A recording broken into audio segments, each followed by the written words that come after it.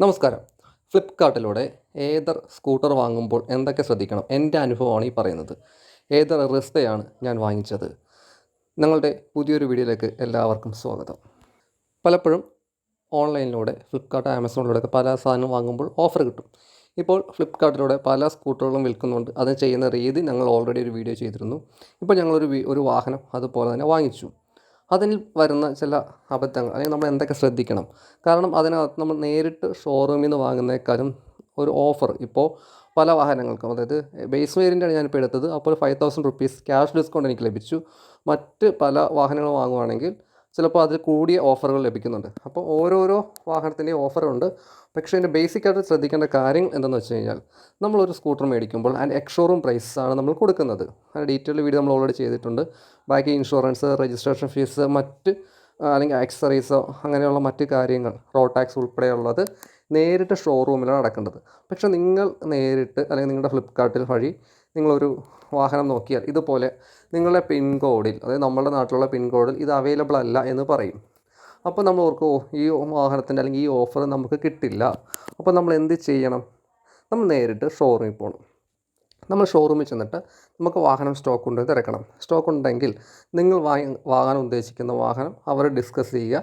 അവരിൽ നിന്ന് എന്തെങ്കിലും ഓഫർ കിട്ടുന്നുണ്ടെങ്കിൽ അത് മേടിക്കുക.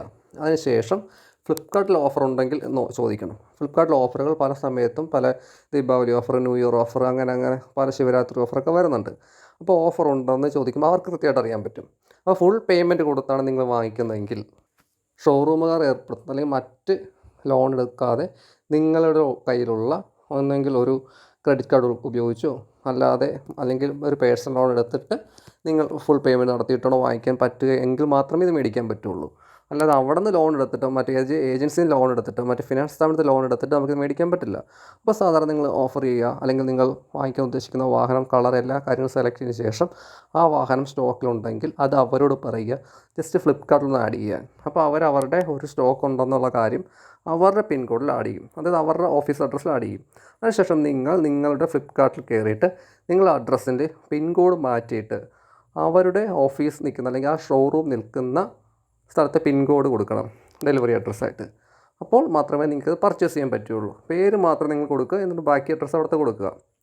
അതിനുശേഷം നിങ്ങൾ അത് പർച്ചേസ് ചെയ്യുമ്പോൾ ശ്രദ്ധിക്കേണ്ടത് ഗൂഗിൾ പേ, ഫോൺ പേ, അങ്ങനെ നിങ്ങളുടെ അക്കൗണ്ടിൽ പൈസ ഉണ്ടെങ്കിൽ അങ്ങനത്തെ ഒരു ട്രാൻസാക്ഷനും ഒരു 1 lakh എബോവ് ആയത് കാരണം ഈ വാഹനങ്ങൾക്ക് എന്തായാലും 1 ലക്ഷത്തിന് കൂടുതലായിരിക്കും വാഹനത്തിൻ്റെ വില. അതുകൊണ്ട് നിങ്ങൾക്കത് ട്രാൻസാക്ഷൻ ചെയ്യാൻ സാധിക്കുകയില്ല. പിന്നെ വരുന്നത് കാർഡ് പേയ്മെൻ്റ് ആണ്. അല്ലെങ്കിൽ ഇപ്പോൾ ക്രെഡിറ്റ് കാർഡ് ഉണ്ടെങ്കിൽ ക്രെഡിറ്റ് കാർഡ് വഴി നിങ്ങൾക്ക് മേടിക്കാം. അപ്പോൾ കൂടുതൽ വീണ്ടും ഓഫർ ലഭിക്കും. നിങ്ങൾ ഈ കാർഡ് പേയ്മെൻറ്റ് നടത്തുമ്പോൾ സ്വാഭാവികവും സാധാരണ ഒരു കാർഡിന് 1 lakh റുപ്പീസ് വരെ ആയിരിക്കാം, 1 ലക്ഷം രൂപ വരെ അതിൻ്റെ ലിമിറ്റ് ഉണ്ടാവും. അപ്പോൾ ആ കാർഡാണ് നിങ്ങളുടെ കയ്യിലുള്ളതെങ്കിൽ ഒരിക്കലും ആ കാർഡ് വെച്ച് നിങ്ങൾക്ക് പർച്ചേസ് ചെയ്യാൻ സാധിക്കുകയില്ല. അതുപോലെ മറ്റ് അക്കൗണ്ടിലുണ്ടെങ്കിൽ മറ്റ് പല ഡിജിറ്റൽ ട്രാൻസാക്ഷനൊന്നും സാധിക്കുകയില്ല. ഒന്നെങ്കിൽ കാർഡ് പേയ്മെൻറ്റ്, അല്ലെങ്കിൽ നെറ്റ് ബാങ്കിങ്. അപ്പോൾ നിങ്ങൾ നെറ്റ് ബാങ്കിങ് ആണ് ഉപയോഗിക്കാൻ ഏറ്റവും നല്ലത്. അപ്പോൾ നിങ്ങൾ നെറ്റ് ബാങ്കിങ് സെറ്റ് ചെയ്യുക. എന്നിട്ട് നെറ്റ് ബാങ്കിങ് വഴി നിങ്ങളുടെ വാഹനം പർച്ചേസ് ചെയ്യുക. ഷോറൂമിൽ ഇരുന്ന് ചെയ്യുന്നതായിരിക്കും കുറച്ചുകൂടി ബെറ്റർ. കാരണം അവർ ആഡ് ചെയ്ത ഉടൻ തന്നെ നമ്മൾ പർച്ചേസ് ചെയ്യണം, അല്ലെങ്കിൽ മറ്റാരെങ്കിലും ആ സാധനം ബുക്ക് ചെയ്ത് വെക്കും. അപ്പോൾ തന്നെ ആ ഷോറൂമിലുള്ളവർക്ക് കൺഫർമേഷൻ ലഭിക്കും. ഞാൻ മേടിച്ചത് ഏതർ റിസ്റ്റ ബേസ് വേരിയൻ്റാണ്.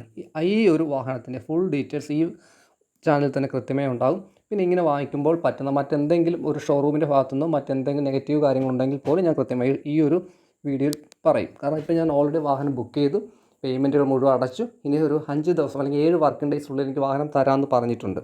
ഞാൻ അതിൻ്റെ വെയിറ്റിങ്ങിലാണ്. അതിനുശേഷം ഈ വാഹനത്തിൻ്റെ ഫുൾ ഡീറ്റെയിൽസ് അല്ലെങ്കിൽ ഇതിലൂടെ ചെയ്യുമ്പോൾ എനിക്ക് എന്തെങ്കിലും അബദ്ധം പറ്റിയിട്ടുണ്ടെങ്കിൽ അത് അപ്പോൾ ഞാൻ പറഞ്ഞു നെറ്റ് ബാങ്കിങ് വഴി ചെയ്യുക, ബാക്കി പേയ്മെൻറ്റ് ഉടൻ തന്നെ അടയ്ക്കുക. പിന്നെയും നമ്മൾ സാധാരണമായി ചെയ്യുന്ന അതേ പ്രോസസ്സ് തന്നെ ചെയ്ത് വാഹനം മേടിക്കുക. അപ്പം ഞാൻ എൻ്റെ വാഹനത്തിന് ഡെലിവറിക്ക് വേണ്ടി വെയിറ്റിംഗ് ചെയ്യുന്നു. ആ സമയത്ത് എന്ത് നല്ലതായാലും ചീത്തയായാലും ഞാൻ മേടിച്ചത് എറണാകുളത്ത് വൈറ്റിലയിലുള്ള ഏതറിൻ്റെ ഷോറൂമിൽ നിന്നാണ്.